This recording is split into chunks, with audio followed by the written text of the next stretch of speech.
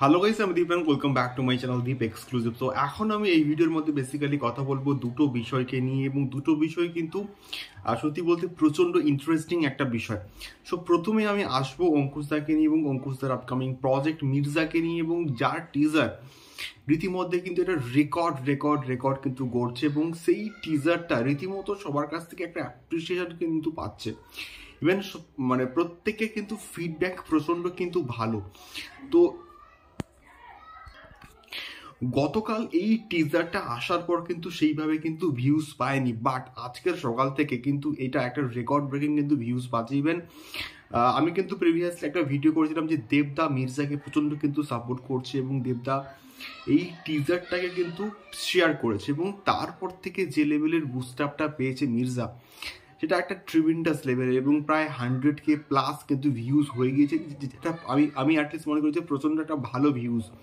মানে একটা নতুন চ্যানেলের ক্ষেত্রে যখন একটা কোনো ভিডিও ছাড়া হয় তখন ইউটিউব কিন্তু সেইভাবে সাপোর্ট করে না, কিন্তু এখানে এত এনগেজমেন্ট হচ্ছে, এত মানুষ ফুল মানে ভিউ করছে, তো এটা প্রচুর লেভেলে কিন্তু মানে এনগেজমেন্ট পাচ্ছে, এবং সেই জন্যই কিন্তু এটা রীতিমতো কিন্তু ভাইরাল হচ্ছে আস্তে আস্তে, এবং এখনো অবধি যদিও ট্রেন্ডিংয়ে আসেনি, বাট আশা করছি এটা অনেক দূর কিন্তু এগোবে। এবং অঙ্কুশদার মতন একজন স্টার, সে যে একটা চেষ্টা করছে মাস কমার্শিয়াল প্রজেক্টে মানে কাজ করা, তার জন্য আমি ফার্স্টে বলবো হ্যাটসঅপ। দেখা যাক এই টিজারটা আলটিমেটলি কত দূর অবধি যায় এবং কত দূর অবধি মানে ভিউজ পায়, দেখা যাক কেমন হয়।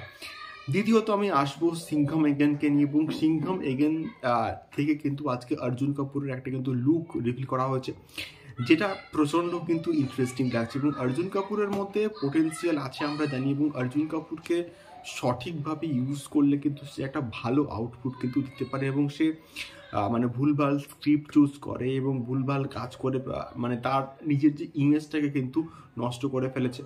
তো সেই জায়গা থেকে দাঁড়িয়ে রোহিত শেট্টি কিন্তু আন্ডারে সে কাজ করছে, এবং এখান থেকে যে তার লুকটা যে রিভিল করা হয়েছে সেটা প্রচণ্ড কিন্তু মানে ডেডলি কিন্তু লাগছে। এবং তার অপোজিটে এতগুলো হিরো থাকবে, অজয় দেবগন থেকে স্টার্ট করে অক্ষয় কুমার, রণবীর সিং, তারপরে আমাদের এখানে কিন্তু অ্যাড অন হয়েছে হচ্ছে আমাদের টাইগার শ্রফ, দীপিকাও কিন্তু আছে লেডি ইন্সপেক্টর হিসেবে।